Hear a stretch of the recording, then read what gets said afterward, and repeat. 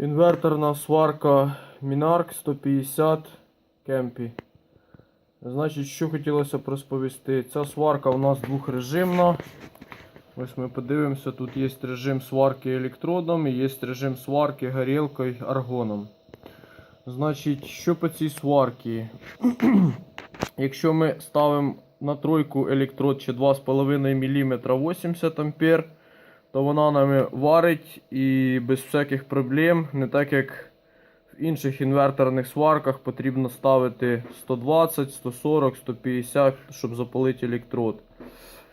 Значить, варив сварками старими трансформаторними, варив новими інверторними з функцією також мікротік, типу Авелко 220 або 200.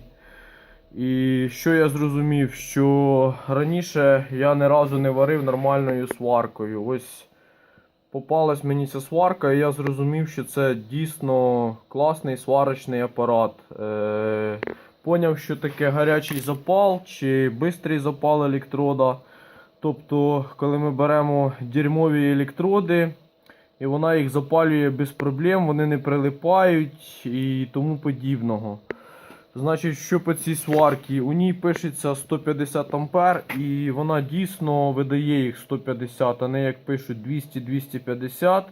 Ну там в реальності можливо 100 чи 120. Значить, варить просто ізумітельно. Сварочний апарат варив всякими разними. Російськими, китайськими, українськими. Патон тільки не попадав, не можу сказати нічого про патоновську сварку.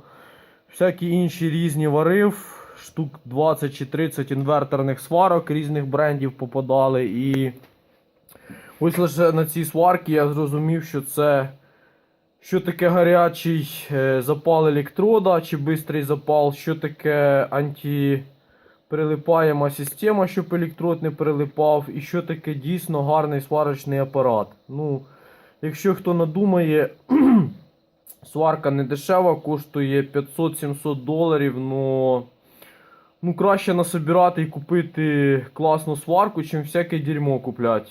Значить, по оцьому зажиму, що електроди тримає, хорошо зроблений. Який плюс ще мені сподобалось, тому що зажими також різні попадали, тримав у руках. Плюс такий, що ось цей болт, який прижимає всередині там у нас це все діло стягує. Ми його пальцем не торкнемося, тому що він там втоплений. В інших сварках він дуже часто снаружи, і коли ми десь в сирості варимо, то може бути біда в двох словах, і я вже знаю, що це таке. Тут він у нас втоплений, ми його пальцем не торкнемося. Далі ось цей краб.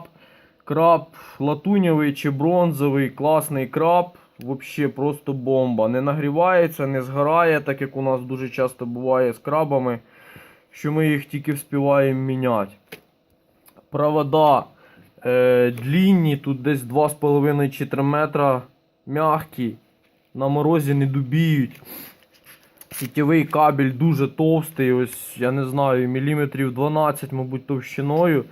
Дуже м'який, просто бомбовий кабель. Ну і те, що я говорив, нею можна варити аргоном, можна варити алюміній.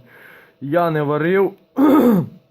Є знайомий, який займається сваркою алюмінія, я з ним спілкувався, він говорить, що міліметр, 2-3 міліметра, такі сварки на 150 ампер нормально прогрівають алюміній, тому що там ще є нюанс, що він потрібно, щоб був добре прогрітий. Прогрівають добре, ми не варили, тому що не було горілки. Ну і з того, що я варив електродами, залишилося просто дуже гарні, положительне мнення про цю сварку. Отак в двох словах. Якщо надумаєтесь, ось бренд. Сварка просто бомбезна. Всім рекомендую.